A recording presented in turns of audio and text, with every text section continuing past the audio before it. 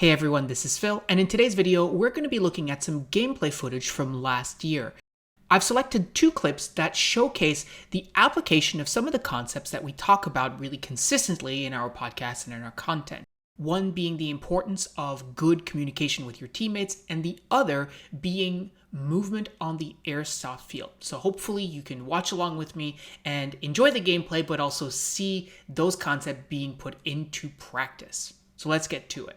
This particular game was a game mode that we call assimilation, where a very small number of players, in this case myself and Johnny, face off against a much larger force of players. In this case, I believe it was around 20 other players. And what happens is anytime one of those players is hit, instead of leaving the game, they actually join the assimilator's team. So mine and John's goal was to get into an advantageous position for us where we could utilize the longer range of our rifles to quickly get a couple of easy kills and have those players join our numbers, which would make getting closer to the village even easier. So that's what I did. So from the front of the bus, I can clearly see that the two-story structure in the village is occupied by enemy forces. And I'm putting fire down, but not very effectively, and they're not able to put effective fire on me either from this position. I'm looking around on the field to see if there's an opportunity for me to move, and at this point, I'm already thinking of peeling back from where I am and looping around to go through the swamp area. Probably keep pushing down that way.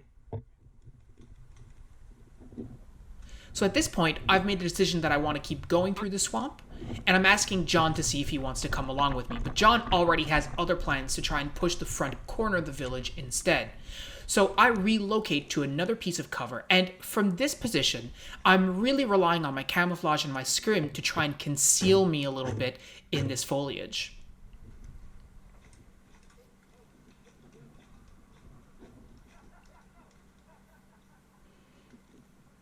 Now you might notice that I'm not using great fundamentals here. I have my rifle lower while I'm peeking from cover. But from this position, I'm really not concerned about getting shot at. I feel like my concealment is really good and I can put effective fire down into the village without being shot at.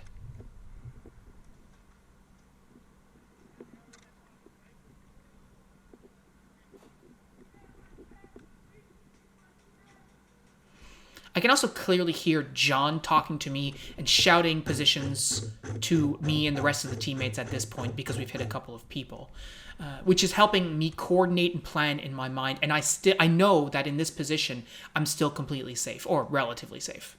Johnny, blue building. So even though we're not saying much, he and I are both sharing just-in-time information as to what we're seeing. I'm telling him I'm shooting at someone in the blue building. From his position, he might have a better vantage on that individual.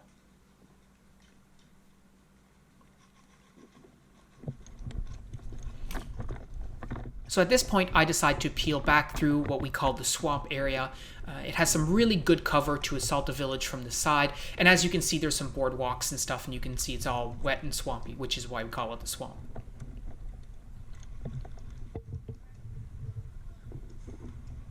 This will also give me a really good vantage point on the backside of the two-story, especially the second story, where players tend to be a little bit more lax in terms of protecting themselves because they think that they're not expecting players coming through the swamp area. Most of those players up there right now are really likely tunnel visioned on the front corner of the village and the big fort area, maybe even the bus that you see on the left-hand side of your screen. They're really not expecting a player to be so far right like I am.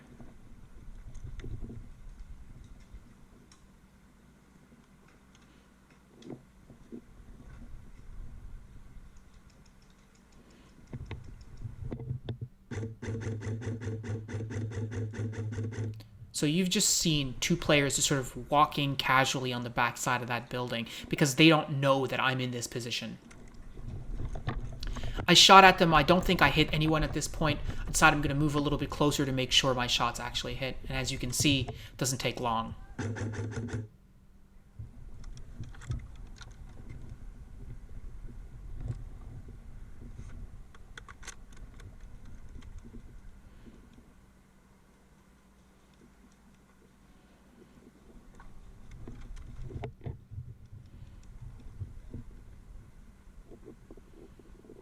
Now, it's worth noting that even though he's not on camera right now, I know that John is to my immediate left side, so he's probably around 10 o'clock by the bus, a little bit to my left. You saw just a piece of his shirt just then as I pan my camera.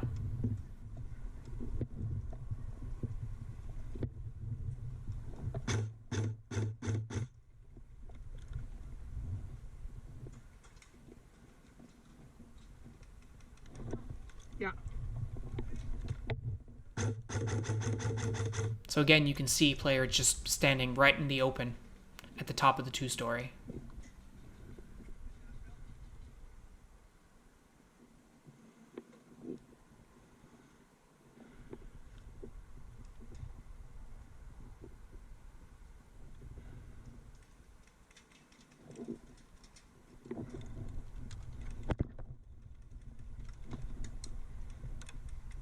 I'm under effective fire from the bottom of the right two-story.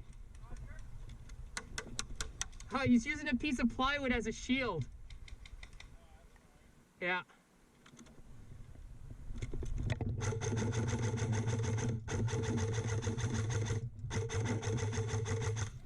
So if you're keeping count, that's 3 people on the top of the two-story that I've hit, and there's 1 person at the bottom that I'm engaging as well. And I believe I just hit him. I got him now. A little bit earlier, I actually stood up behind a piece of cover, and you might think that that's a mistake, and it absolutely is, because as soon as I did that, the other players saw me and started shooting at me, but those players are now down, and I feel safe emerging from the top of that piece of cover at this point. And so far, so good. Not a bad decision. It gives me a much better view of the field to understand where our opponents are at and where our friendlies are in comparison. Yeah.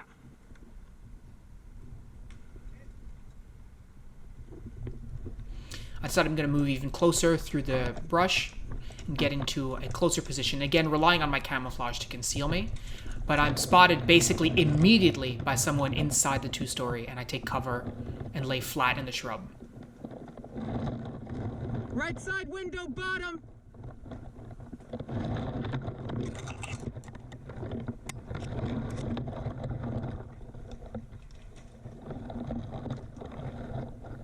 It's worth noting that right now I'm basically lying down in a swamp. It's very wet and thorny.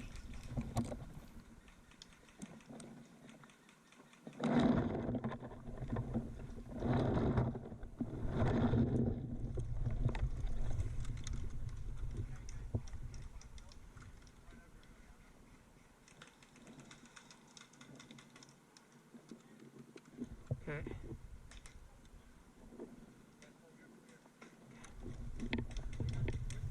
So John just advised me that I'm clear to push up to the building, so I start making my way through the swamp to assault the bottom of the old two-story structure. There's a little bit of a rivulet here that I have to jump over, and as soon as I do that, I know that my friendlies are going to be basically online with me, and they are.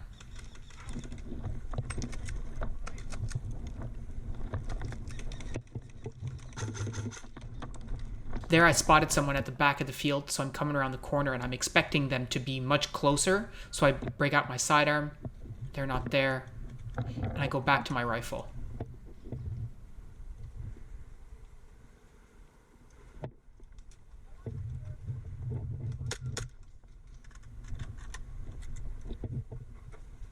Red player's box! Red player's box! Now Johnny's right behind me. He taps me on the shoulder. He's pushed back from red player's box. He's on the back side. I'm gonna go inside. Yep, I'm on you. Ready? Yeah. So here we go inside. Not something I enjoy doing at all. I'm watching. Go.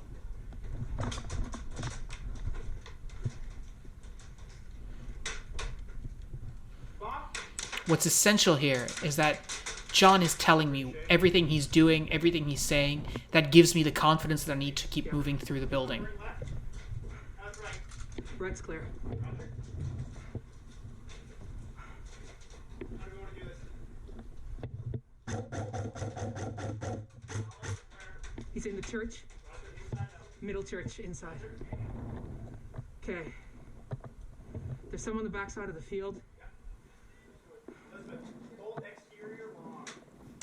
So here, John is communicating with our other players as well as me. Come on out. I'll put fire on the church. You cross over, get behind the player's box. Roger, I go next to your Rod. Alright, go. Although I lose sight of John, but you can see him on the self camera there. He just passes by the window. John, where are you? Okay.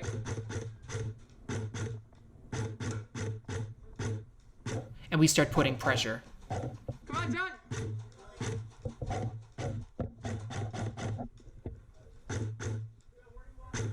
Red player's box.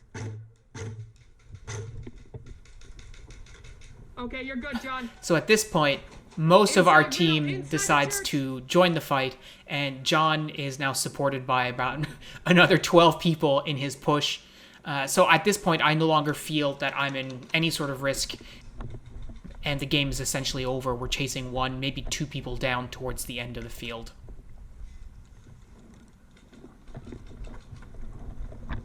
What's really interesting about these game modes is towards the end, once people get a bit more confident that there's a little less danger, everyone starts coming out of the woodworks and pushing by a lot of the players that have been pushing most of the game. Apparently they're in the woods that way.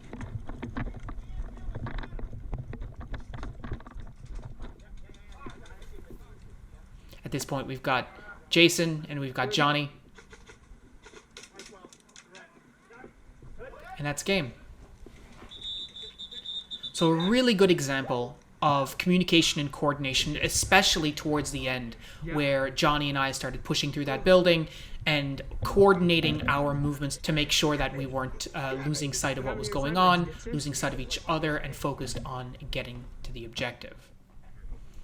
This second game was much shorter than the first. It was a 4-on-4 single elimination team deathmatch around our village. And the core message around this video is the importance of being highly mobile on the field and showing good fundamentals in order to keep yourself in the game as long as possible, as you'll see. The whistle blows and I basically just tear off right to the top corner of the village, which will give me a really good vantage point on the two-story structure, and I immediately hit someone coming around the corner of that building, and I don't wait. I relocate immediately to get closer to the building. If I'd waited, that gives the opponents more opportunity to push up. At this point, I'm not concerned, of course, being hit on my left side as I have a solid wall next to me, but I am paying really close attention to my front as another player might pop out. And as I come to this window, I notice that there's a player behind that blue vehicle. Behind the blue car. So I'm shooting at them, and as soon as I'm done shooting, I relocate. Now, as soon as I do that, I cross this threshold, and I realize there's an enemy player by a wall here. So I just take them out quickly and come out around this building and get on my corner again with my rifle up. And when I do, I spot another player behind that blue building behind the blue car, and I hit them too. So I've got my rifle up. I can hear my teammate coming up behind me and communicating with me. And I suspect that the enemy player that's remaining is in that gray building to my right.